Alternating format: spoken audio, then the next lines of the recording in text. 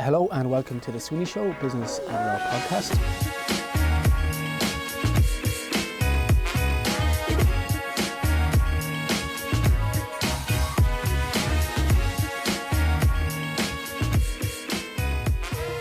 Joining me here today is a really exciting guest, Pat Phelan, now of SISU Clinic, is that how I pronounce it? SISU Clinic, but formerly tech entrepreneur, tech superstar, Trustev founder. Yep. Sold a company called Trustev to TransUnion 4 or 5 years ago. Yep. 2 years ago. You're very welcome. So just, I suppose we get straight into what you're doing at the moment. Thank you so much for giving us your time. I suppose you've had your break from your Trustev success and you wanted to relaunch again. And SISU Clinic, SISU? Yeah, SISU. That's the project right now, is it? Yeah, so I've been building companies since 2000. So from a phone company to Cubic Telecom to Trustev, I know SISU. And it was quite interesting. I worked with two doctors who were, started a business earlier under a different name, and I came in to kind of bring a tech slant to it, because customer acquisition is quite easy when you remove all the pieces that are in the way. So we've done that now, and we're scaling rapidly, hoping to take it to multiple countries. And what we see is there's an opportunity for it to be the Starbucks of aesthetic medicine. Wow. So you have the plan is to go global. Absolutely. 100%. And so did SISU, was it Cork-based, double-based? Did it start in one clinic? Yeah, it started in one clinic in Cork, and then we have our second Cork store is hopefully just about to open in a couple of weeks' time in Oliver Plunkett Street. We have one in Killarney, just went full-time, and we have a full-time one in Dublin. We'll do one more in Dublin and one in Galway for Christmas. And what's the service? What does SISU actually provide? It's aesthetic medicine and beauty. So we do things like microdermabrasion, facials, oxygen facials. We're just about to launch laser in Cork and Dublin, and we'll move from there into injectables. So things like Botox, dermal fillers, neck lifts, thread lifting. It's pretty comprehensive, but it's, people are taking more and more care of themselves. Is your demographic predominantly female? Is it a mix? Are you surprised to what it is? I was surprised at the mix. Right now, men are over 30%. Wow. And this isn't I think what people thought when I tell them that, they think the pink pound, and absolutely not. It's a huge demographic, be it builders. We actually had a video from a builder the other day, a roofer, on our befores and afters, so all walks of life. Very surprising. And is that due to people being more aware, or is it because the recession is over, people have more money? Is it they've been influenced by social media, they see the perfect body, maybe the pressure to have the perfect body, or is it a personal choice? What do you think the motivation is? I think it's a mix of all three. I think the recession is over and people are spending, we can see it every night in clubs, bars, restaurants. They're certainly busier. I don't think it's over I don't think it's gone back to pre-boom years, but it's certainly over. I think people are very influenced by media. And I think the younger customer are probably extremely influenced by people like the Kardashians. Sure. And mostly Insta generation. We see that the Insta generation is kind of that 18 to 30 customer. It's mostly lips, maybe some Botox. And then kind of 30 and over is Botox and dermal fillers. And do you think then is I suppose ask the question where, are you satisfying on demand, or is your marketing creating the demand or creating the desire to have your product? I think there's both. I think it's more of a pull. So we're pulling, the business was growing rapidly already. We're now using Forest software. So that's enabling us to sell slots online. And what we're moving towards is a kind of an airline. So what's Forest software? Forest is an Irish company. It's online booking, mostly for hairdressers. We've adapted it to us so that someone right now can go on to our mobile site or our home site and book the appointment right there, and then they don't even have to interact with the clinic at all. They can book their appointment, put down a credit card deposit, and they're good to go. Pick a treatment. There's a big treatment fee there. Forest just raised 20 million a few weeks ago. So a really big Irish success story. Wow. So we work with them, and software's pretty incredible. But isn't one of your, I suppose, the expertise or the unique of SISU is that you have medical professionals it's doctors only, and you know, I'm that's the thing that really worries me, not about our business, but about the business in general. We'd like to see a little bit more rules and regulations. You know, if you think about it, you know, who wants to leave a tattooist or someone who works in a tattoo studio stick a needle in their face? You know, was that what was historically happening? That's happening like now. a backstreet kind of yeah, thing? Yeah, kind or? of backstreet. There's places around Cork where you can go up and get lip filler. And are they not licensed, or do you not need some kind of a you qualification? don't need a license for lip filler, but we see the aftermath of it. Young girls and guys coming into us with damage to their face, asking for help. And, you know, I can't understand why people would go for cheapness on their body. You know, I like tattoos, you know, I try to use the best. Sure. And I think if someone was putting something in my face that could damage me forever, I'd make sure that I'm using at least a doctor. And that was the way we went. We are medical practitioners only. My two partners are doctors. They're the medical directors of the group. That gives a reassurance then to anyone that's actually taking on your service that someone's going to stand over this. Exactly. We're fully insured. Our insurers are visible on every page of our website. And I think that's highly important. You know, if someone's taking that risk, I just say, look, ask a bit of history, ask some friends, check out the reviews especially, you know. Yeah, but it makes it easier for you then, because your product, you can stand over it. Exactly. It allows us to create the market rather than be one of the market. So you sold a company called Trustev, which was a security online protection company. Internet security and sales. So where there's if someone's selling, you really bad problem on the internet in that, and not a lot of people know about it. When you sell something, you take the payment. You don't know who you're selling to because it's on the internet. It's very easy to pretend to be someone else, and you're not guaranteed in the transaction. So you today could open a business online, be hugely successful week one, have sold 50k. And over the next 3 weeks, you could get chargebacks on 49k, but all the goods are gone. So we built a system that would allow our customers to know who they were doing business with. So in simple terms, I think it went beyond the individual that was selling, that you could actually see a pathway of social activity behind the transaction, so then verified this must be that person. We were lucky. We were working with TransUnion, who eventually acquired us, and we were able to see, you know, device location, device history. Can we see it anywhere in our platform? Email. When was this email? So it's not just like one. No. It works like a kind of a decision tree. Yeah. If this, then that. So we're able to look at, you know, their email. When was it created? Is this email? What's the percentage chance of this email belonging to a person from this country? And then using the TransUnion software to be so sure that it's them. 3045 Hobart Street, who lives there? Does Pat Phelan live there? If he doesn't live there, does someone called Phelan live there? Does the mobile number that he's given, is that actually registered at that address? Who owns that mobile account? So we were able to build an actual digital footprint of every customer in real time, and then we give it a weighting to the customer. Hey, you have this amount of risk. This, you know, we've made a decision. And sometimes we got it wrong and we allow them to override the decision. Hey, no, this is Pat Phelan, I've seen him before. Yeah, the system is saying this, but in reality we know exactly. It's and then that trains our system, so there's a ton of machine learning there, a ton of AI. And, you know, I sold that to TransUnion, who are now second biggest credit company in the world. Just bought, when they bought us, we were probably their first security acquisition. They just bought the number 2 credit bureau in the UK for over $1 billion.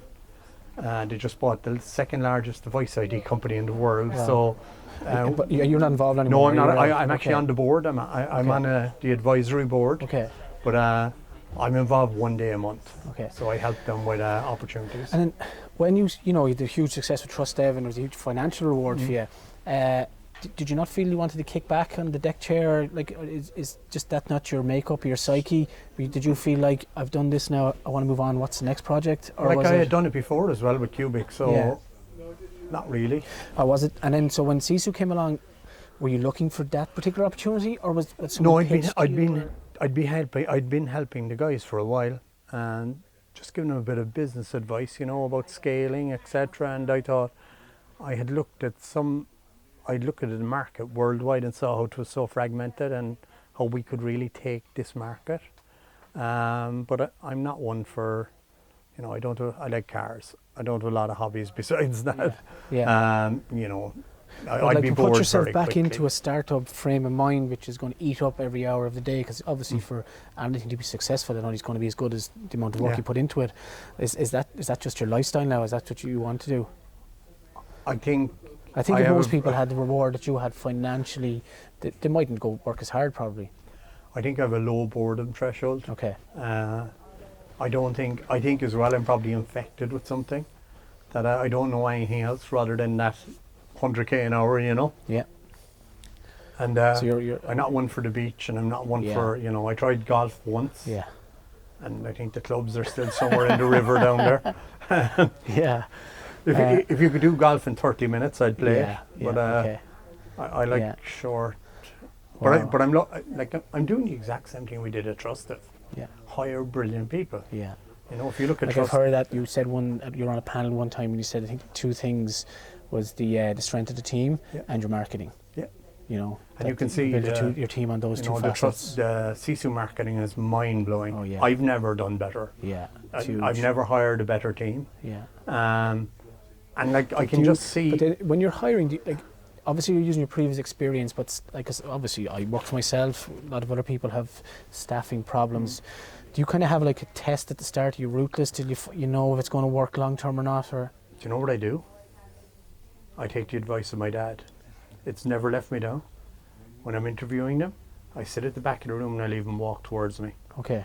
That's how fast they're going to be working for me. Okay, you think that's it? As simple as that?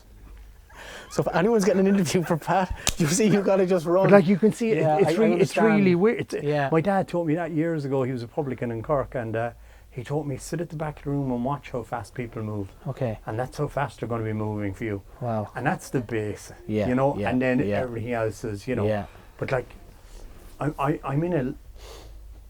lucky at the stage I'm at, in that people want to work with me. Yeah. And they know that if they come and they work hard, you know, there's a friend of mine, Jerry Keneally from Kerry, and he made a lot of money. He founded a brilliant company called Tweak. He sold for about 100 million a couple of years ago. And as he said, you know, they arrived on bikes and left in Porsches. And that's what happened in Trustev. Yeah. You know, there's a lot of people got substantially rich. Because of your idea and the team you built and the around overall thing. You brought them with you. So we brought everyone with us, and it's the same thing here. Everyone will. I'm a huge believer. I hate salaries. People have to pay them, but there's not a huge trust issue from both sides then that yes, I'll take, if I was an employee, okay, I don't know, I'm not asking what salaries might be, but maybe they're not where I'd like to be, but I'm willing to put my head down here for 2 or 3 years, prove myself in the future that maybe I'll get it back. I'm a huge believer in that like, I'll just give an example. SISU, I have no salary. 0. I'm working 100 hours a week for 0 salary. Did you sign on the dollar? No. I don't know. That's a good idea. TransUnion pay me 1 day a month, so that's fine. But I think the key is here, I take no salary. All my risk is on the upside. Okay. So I just say to people, listen, you'll get the market salary, but there's a great upside here. And I'm a huge believer in actually, and it doesn't happen in Ireland enough, physically rewarding people. So all our front of house team are rewarded on sales, appointments, so that they can make substantial salaries that aren't available in this industry.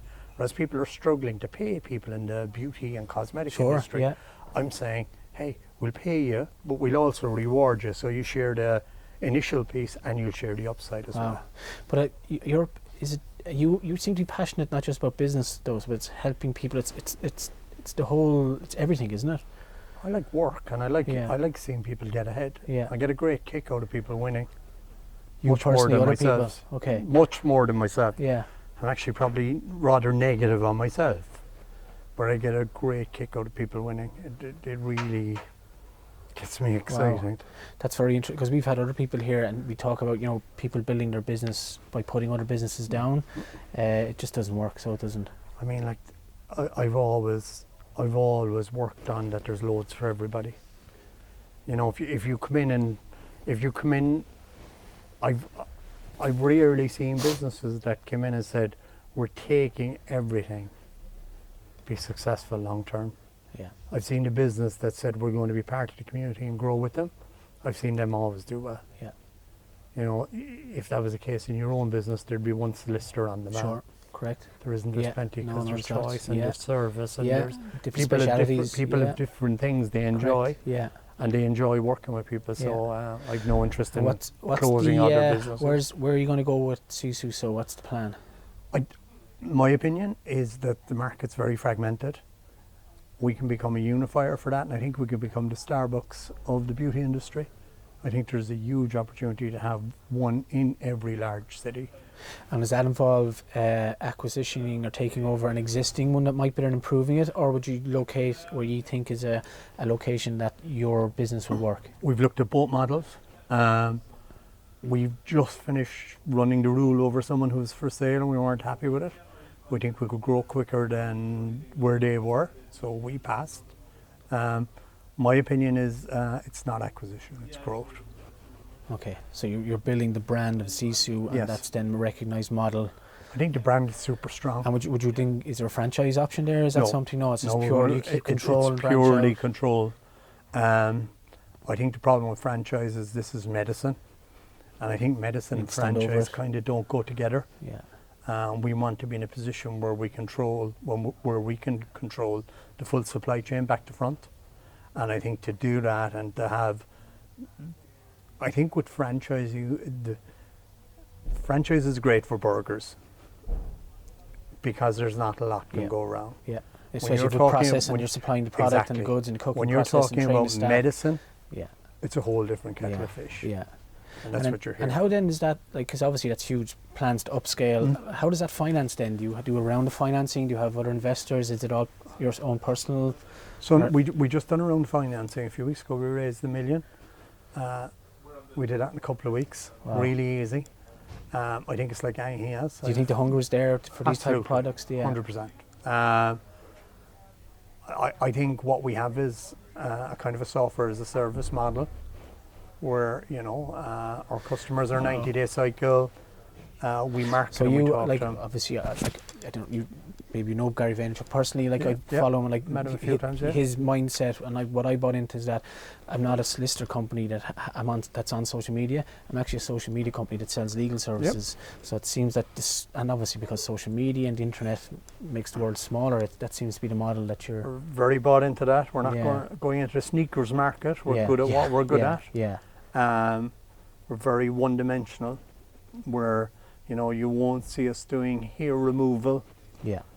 Which we could because we have the lasers to do it. Yeah. We're very focused where we are. Where I see an awful lot of companies wobble and give a little shake because they became unfocused and try to do stuff that wasn't their core.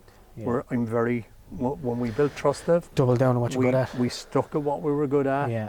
Fraud was a very tough business. It's not very sexy. Yeah. But we won.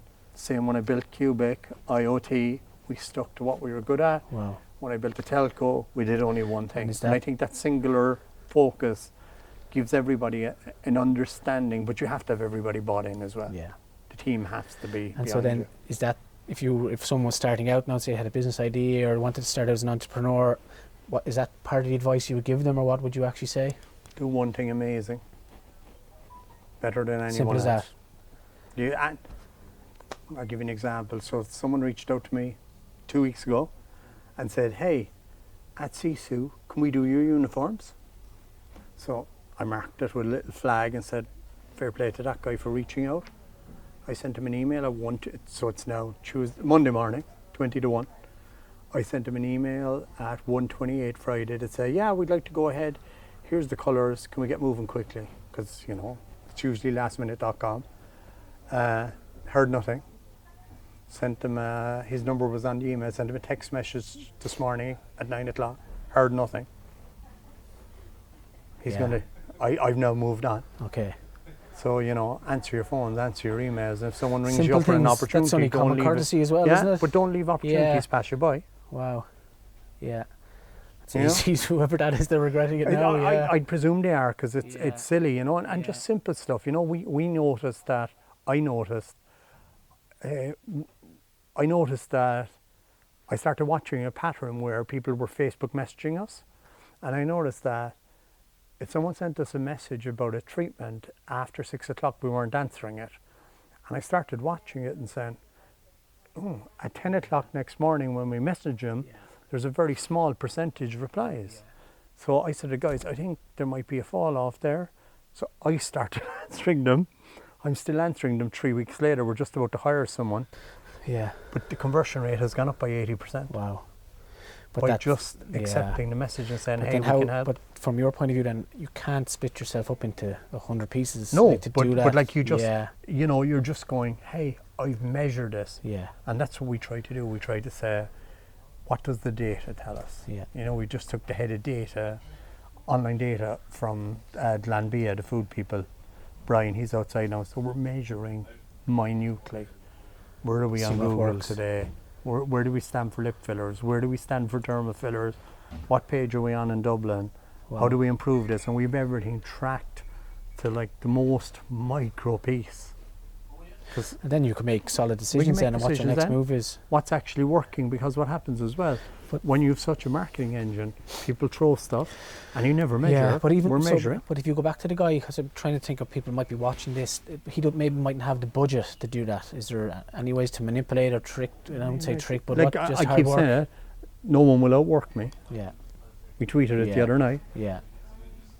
I sent a tweet the other morning at 5:30 going into the office. I sent a Insta message the other night, going home the same night, 10:27 p.m. Wow. No one's going to outwork us. Yeah. No one.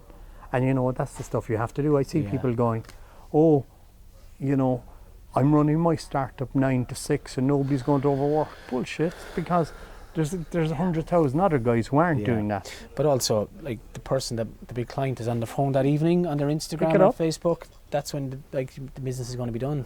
Pick it up. I see guys constantly, Dave, there.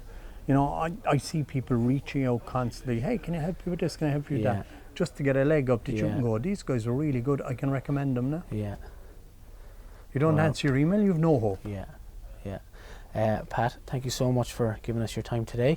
I know you're rushing off to your next meeting. We want to wish you the very best of luck. It's so exciting to see you start again, to see the journey that SISU Clinic is going to be on, and hopefully we'll have you back again in a couple of years to talk about your next project. One.